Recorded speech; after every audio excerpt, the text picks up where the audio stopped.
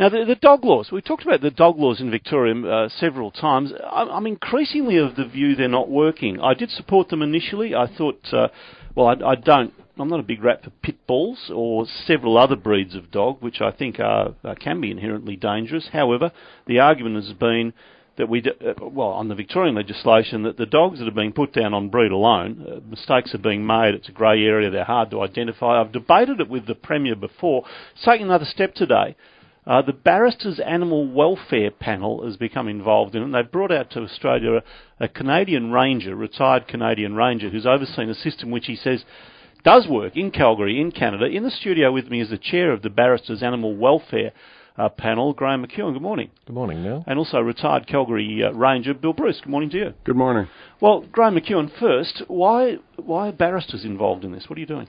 Well, we stumbled into this area because there was a disability pensioner who tried to renew her registration but was told the wrong fee by the City of Ballarat on the last day of the amnesty on the 29th September 2011. So instead of allowing her the opportunity to go home and get the correct fee, they said come back the next day, and instead they sent around 2 ranger vehicles accompanied by 2 police vehicles and seized this dog. Now, it wasn't about the identity of the dog, it was a restricted breed dog, no question. But the conduct of the council, we ended up litigating it in VCAT and also in the Supreme Court. It was a very complex case. And from there, we've got involved with the tough cases that go down to VCAT, like Cursor, that sort of case. So our agenda is a broad one in animal welfare, but we've come into the BSL cases because we perceive an injustice. But these laws aren't working and they're not improving community safety. And there's the 2 key points which I want to bring home this morning. Okay, well, why are they not working? How are they not working? Okay. The councils which declare dogs to be restricted breed dogs are entitled by owners to have that declaration challenged in VCAT. And of the cases that have gone to VCAT where there's been a contest on the merits, 85% of the dogs go home.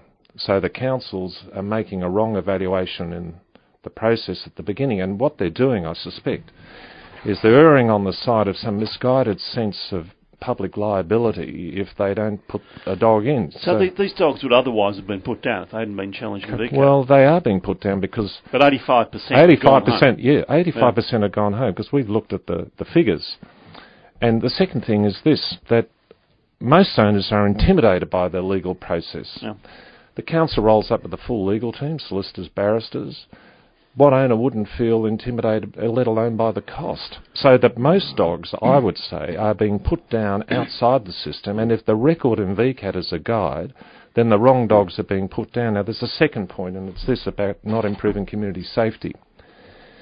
The RSPCA here in Victoria have a very compelling statistic. They did a survey of larger dogs brought into large metropolitan shelters in 2010-11. Yep. There were 110 dogs. How many were pit bulls? 2. So even if you eliminate all the pit bulls, you've still got the other 108 dogs which are a threat to community safety from other breeds.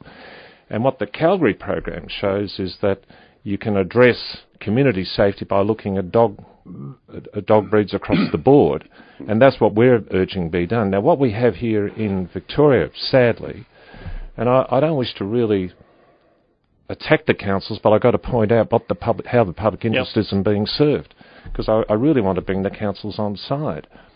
But the councils have a culture, I can't say all councils, but the ones that we've come across, of absolute inflexibility, intransigence, and they will not move.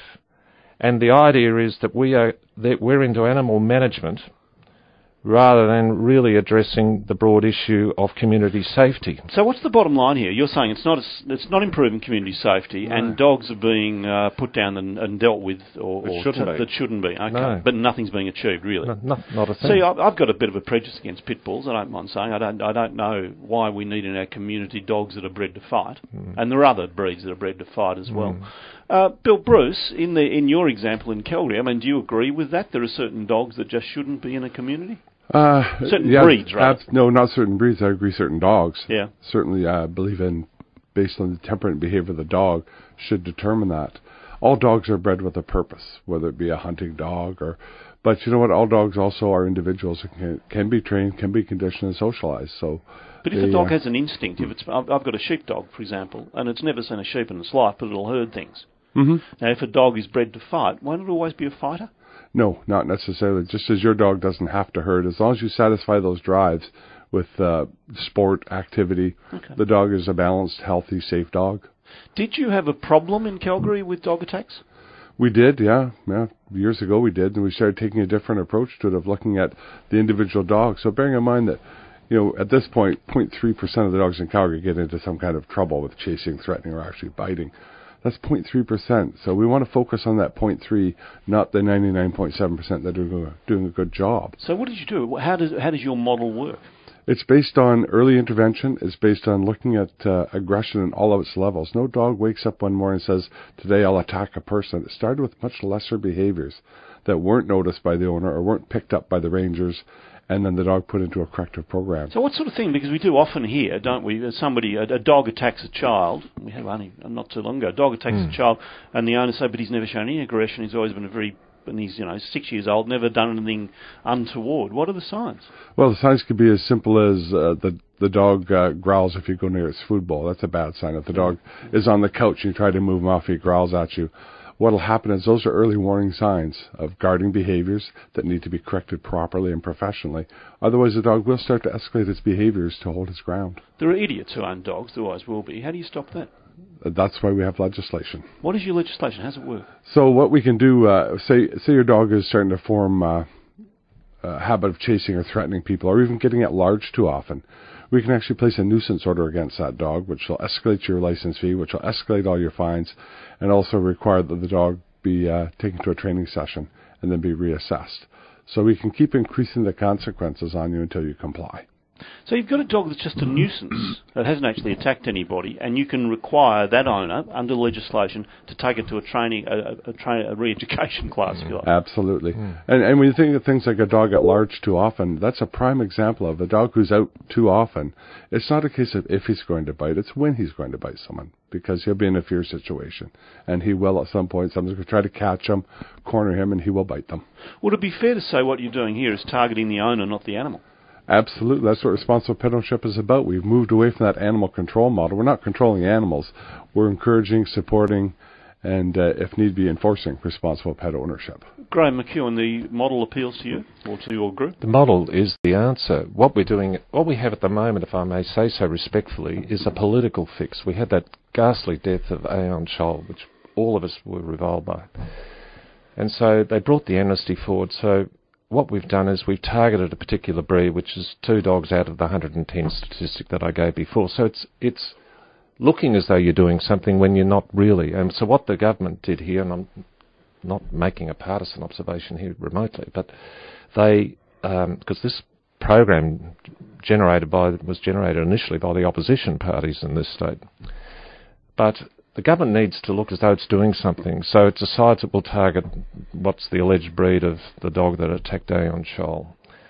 And then it dumps it into the laps of councils to enforce this legislation. And it says we'll give you maybe $800,000 to run the costs of enforcement. And so it looks as though they're doing something. In fact, it's not improving community safety one jot, and it's not just me saying that, it's the RSPCA in Victoria which says that, and the statistics show it. Bill Bruce Wood, is there any type of breed you just wouldn't have? I mean, I can think half a dozen I'd rather not have, but if you could start all over again, really. No, I mean, I had that opportunity. I could have easily put in a breed ban, and we selected not to. And it's worked extremely well because we really focus on dogs that are showing signs of being a problem in the community, because all dogs can and will bite. And our goal is to be preventative and prevent that from happening. What about licensing owners? Did you look at that? Licensing owners rather than dogs? No, it's easier to license the individual dog, because what we want to do is establish a record of behavior from the time that dog enters the community till the time he passes on, so that we can track it, because it's important that we track behavior, track the knowledge for that animal, how it's behaving in the community, how the owner is managing it. And they're actually tied together in the system. The computer system actually logs them together. Okay, so if I buy a puppy, I have to buy a license. Are there any conditions I have to meet to get that license? No, you just have to register the puppy, advise us if it's spayed or neutered, if it's because there's a differential pricing on that, and just do the right thing. We'll give you a ton of information. We'll guide you towards programs. Our Humane Society, who's a close partner, gives great puppy classes. We encourage you into those classes. So the city does all this, does it? Yeah, in conjunction with the other animal partners. So what's different about Calgary is it's a total collaborative relationship between our SPCA, Humane Society, and all the private rescues are all working together towards one common goal, to have a community where people can have the pet they want and how many they want. And if this pup I've bought behaves itself and I look after it properly and it doesn't roam or anything, I never hear from you ever again? You'll never see us again. If it roams a couple of times, I hear from you. You'll hear from me. And of course, the first time he gets out, we're gonna do our best to drive him home. Not take him to the pound, drive him home. You take him home? Oh yeah, because we want to meet with you and we want to find how to get out, have that discussion, Really? make some suggestions. He's properly licensed. He gave us no trouble. You're going to get a warning this time. So the dog's on the street, in the back of the van, take it home and knock on the door and talk to the owner? Well, we'll phone you because that's what happens. We'll punch his license number into the onboard computer in the truck, or if he's not wearing it, we'll scan him for a chip. Up comes all your information. We'd be calling you at work here saying, well, you went to work this morning, you left the gate open, the dog got out. We've got him. You'll say, I'll be home at 3. We'll say, we'll meet you at 3. And bring your dog home. And you'll give me a bit of a warning if it happens again. Can it get to the stage where you will put a dog down? Oh, absolutely. Yeah. And that's if it attacks? If it attacks, and in the opinion of the behaviorist, who's a very trained professional, that the likelihood is this will happen again if this dog is released to the public, then we will ask the court for an order for destruction. How many chances does it get? Well, it all depends on the behavior of the dog. Depends on everyone. Every case is individual. But if it depends on the dog. If the behaviorist's opinion is, in her assessment, this dog is going to do this again, then we have to ask the court for a destruction order. Does it cost a lot to run the system? $5.9 million. The day I retired, that's what we were spending. And that was all generated primarily through licensing and about $400,000 worth of enforcement revenues. Oh, so it's close enough to funding itself. Yeah, it is self-funding. Graham McEwen, how do you sell this? Dennis Knapsine, as a former vet, is locked into it. Well, Bill and I are meeting decision makers. We saw the New South Wales Attorney General. We saw the Shadow Minister for Agriculture yesterday, John Lenders. We're seeing, in the absence of the Premier and Mr Walsh, the Minister for Agriculture on a trade mission, the Attorney General this afternoon. But we're also reaching out to public opinion, because that, I think, is where the genesis will lie. And so the media response to Bill has been very positive, because I think people are getting the point that it's not enough just to wave a big stick after the event, but rather we need to start at the other end if we're fair income about improving community safety. And we also need to change the culture in councils. I'll give you one brief instance. We had 2 dogs that escaped, and one of them killed a cat, and they were seized by the local council. This is your dog? No, sorry.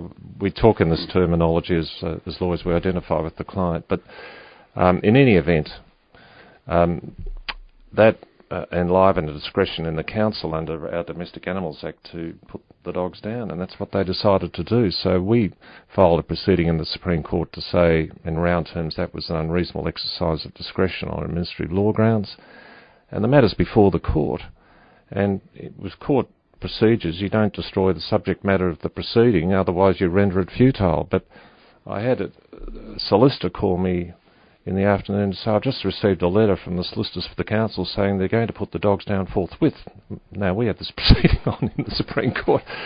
So in what was a career first and what I hope a last, because of the urgency, I had to secure an injunction by telephone from a Supreme Court judge. Normally you roll over to court, as you would know, Neil, and the injunction was granted, and it was after court hours, I remember that, and I rang the Lost Dogs Home, and that was stopped. Now, the result of that proceeding was that there was mediation, and the dogs were handed back. Oh.